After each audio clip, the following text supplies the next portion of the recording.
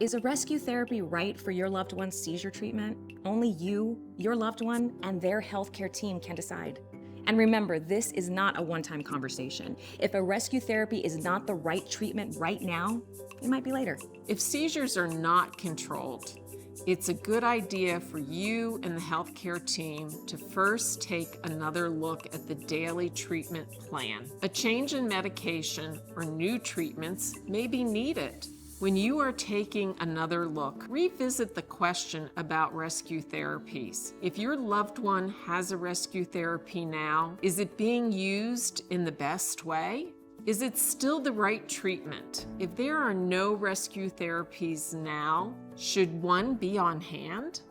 Let's take a quick look at rescue therapy options. The first FDA-approved rescue therapy was diazepam rectal gel, called Diastat. There are also FDA-approved rescue therapies given as a spray in the nose. They are midazolam, nasal spray, or Nasolam, and diazepam nasal spray, or Valtoco.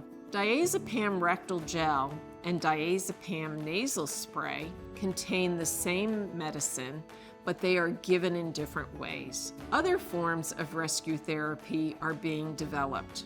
Your healthcare provider may also talk about other medications that can be used once in a while. These have not been approved by the FDA as rescue therapies. These medications are usually put under the tongue, on the tongue, or between the cheek and gum to dissolve. Rescue therapies do not replace daily seizure medications. Do not give extra doses of your medication and think they will work as a rescue therapy. It won't. A rescue therapy is designed to interrupt a seizure or group of seizures. It does not take the place of emergency care. Rescue therapies may lessen the risk or chance that your loved one will need to go to an emergency room, be hospitalized, get injured, or have some other serious problem from seizures.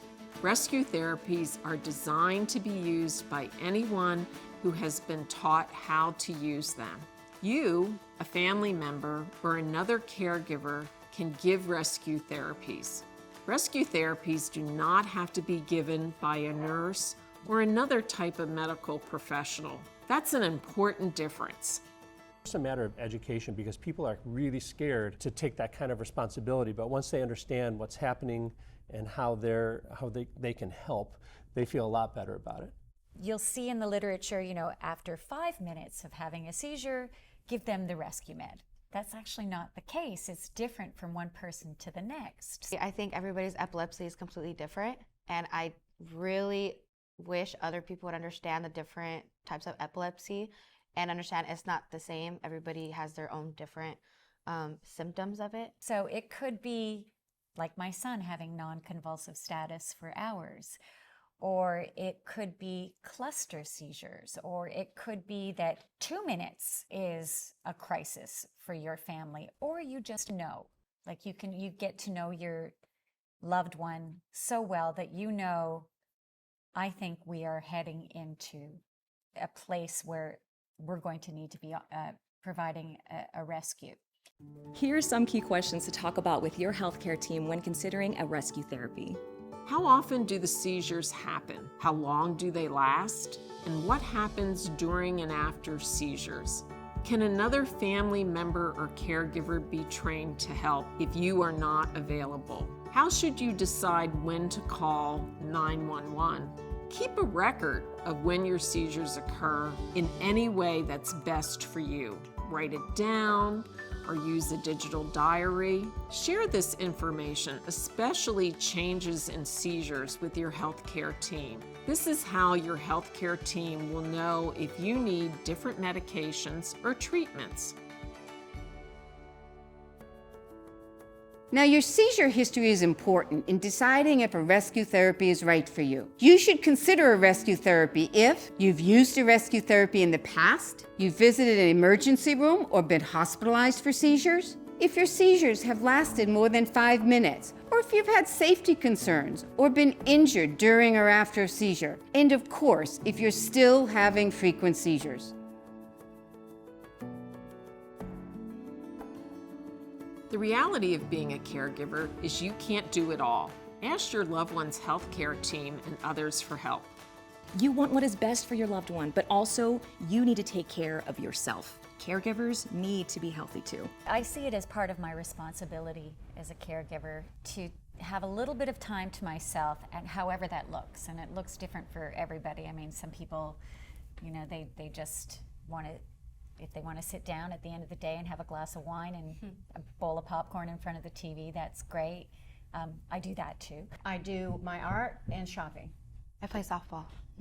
I would tell them to find a caregiver community to be a part of, because you can't do this alone, and other caregivers can sometimes be your best resource. Talking about seizures, seizure action plans, and rescue therapies is a basic part of learning about your loved one's epilepsy and how to manage their seizures. You should feel comfortable to start the conversation with your healthcare team at any time. If your loved one has been recently diagnosed with epilepsy, you may have many questions. Ask them. Get clear answers to your questions.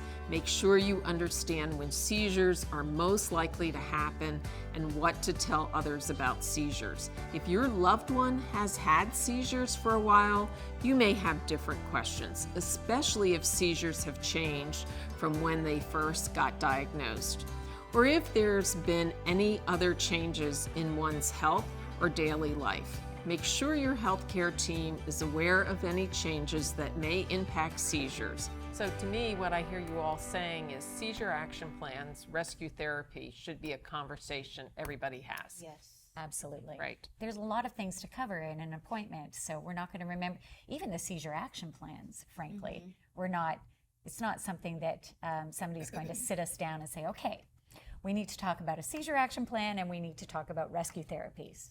That's really something that is kind of through the buzz in a community that we bring it to our appointments. Yeah. Write down a list of your questions before you go to your appointment. Make sure you get them answered. It may take more than one visit to get all your questions answered. Make sure you have those follow-up visits lined up before you leave the office. As a caregiver, you want what is best for your loved one, but you also need to take care of yourself and make sure your needs are met too. Don't wait. Talk to your loved one's healthcare team about new treatment options like rescue therapies. Find out how a seizure action plan and rescue therapies can help you be prepared and more confident and comfortable as a caregiver.